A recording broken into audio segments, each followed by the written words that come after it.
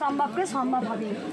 কৃষ্ণ কালী মায়ের নাম। কলিযুগে ভগবান শ্রীকৃষ্ণ বলেছিলেন, কলিযুগের কৃষ্ণ নাম জপ করি কিন্তু আমরা উদ্ধার হব। তার চরম মিরাকেল হয়েছে মায়ের মুখে। মাকে দেখে বুঝতে পারছেন, সব থেকে পৃথিবীর বড় আনন্দ। আমরা মায়ের ঘর ছিলাম, আমরা কখনো খাওয়ার মতো উড়ে আসিনি। কি সবাই কিন্তু মায়ের গর্ভস্থান থেকেই হয়েছে। তাই মায়ের সব থেকে আনন্দ, মা কি পরিবর্তন পেয়েছে, মা কি পেয়েছে, মায়ের মুখে শোনা যায়। বল মা। ডাক্তার বলেছিল যে একটা থেকে হওয়ার পর হওয়ার চান্স নাই, এখানে তো 5 মাস চলে 5 মাস ডাক্তাররা যেখানে বলেছিল মা হওয়ার সম্ভব তোমার নেই। আমি বলছি না যে কেউ ডাক্তার দেখাবেন না, আমি বলছি না। যখন ডাক্তাররা হাল ছেড়ে দেয়, যে কোনো ক্যান্সার রোগ হচ্ছে, যেখানে রিপোর্ট চেঞ্জ করে দিচ্ছেন যে আমরা নিতে পারছি না, ইনার আয়ুন বা ইনি বাঁচবেন না, তখন সবাই একটাই ঠিকানা পাচ্ছে, চলো একবার জয়কৃষ্ণকালী মায়ের কাছে যাই। কারণ মায়ের কাছে এলে তো কোনো টাকা পয়সা লাগে না, একবার যাই, চলো না, যাই না, দেখি না। এই যে তোমরা সবাই এসছো, আমি বলিনি যে ডাক্তার দেখাতে হবে না, তোমরা আগে ডাক্তার দেখাও। কারণ একটা ডাক্তারকেই ভগবান সৃষ্টি করেছেন, একটা উকিলকে ডাক্তারই সৃষ্টি করেছেন, একটা পুলিশকে ডাক্তারই সৃষ্টি করেছেন। তাই দেশকে রক্ষা করছেন কার? আর্মি, পুলিশরা দেশকে রক্ষা করছেন। তো ভগবান তো আছেনই, সবার ওপরে ভগবান। বড় ডাক্তার হচ্ছে একমাত্র গোবিন্দ। তাহলে কি হয়েছে, যেখানে ডাক্তারের রিপোর্ট, আমার এরকম অনেক পেশেন্ট এসছেন, অনেক রোগী এসছেন, যারা বলেছেন এটা এই হয়েছিল, যেখানে ভালো হওয়ার চান্স নয়, বিকলাঙ্গ, যারা চেন্নাই ভেলোর গেছেন, হাত পা সোজা হয়নি, মায়ের কাছে সোজা হয়েছে। সব থেকে বড় ডাক্তার কে? গোবিন্দ একমাত্র।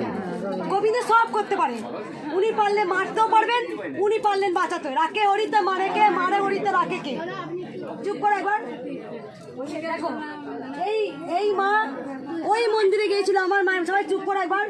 ওই মন্দিরে, সবাই চুপ করে কথাটা শোনো। ওই মন্দিরে গিয়েছিল যেখানে সোনা মা আছে, বাড়ির মন্দিরে। এই মা একটা ব্লাউজ এনেছিল, ব্লাউজটা আমার খাপিয়ে দিয়েছে। বলছে মা শিউলি ফুলের, কি রে মা দেখো মনে পড়ছে, শিউলি ফুলের একটা ব্লাউজ এনেছিল, ও আমাকে খাপিয়ে দিল। দেবা বলে মা ব্লাউজটা না খাপিয়ে দিলে তুমি আর পরবে না। সুতো চাইলো, খাপানোর পর ব্লাউজটা খুব ছোটো হয়ে গেল। আমি মা ছোটো, সেই ব্লাউজ আবার খুললো মায়ের সামনে বসে, সেই ব্লাউজটা খুলে আবার গায়ের মতো মাপ করে খাপিয়ে দিল। তাই যেখানে অসম্ভব ছিল, ব্লাউজটা কিনেছিল, শাশুড়ি মায়ের কিছু টাকা নিয়ে নিয়েছিল, আমাকে নিজে বলেছে, কিছু স্বামীর কাছ থেকে টাকা নিয়েছিল, বলতে মা আমি নিয়ে নিই। কত সরল ছিল, সব কথা আমাকে বলছে। তাই বলছি, মার সামনে দেখছে যে আমার মেয়ের কথা তুই চিন্তা করছিস, তোর চিন্তা তো আমি করবই।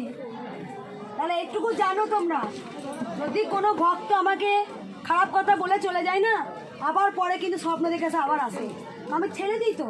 আবার বলে মা ঠিক বামা খ্যাপার অদম, বামা খ্যাপার মতো মা কিন্তু খুব খ্যাপা করে, কারণ আমি মায়ের খ্যাপা সন্তান।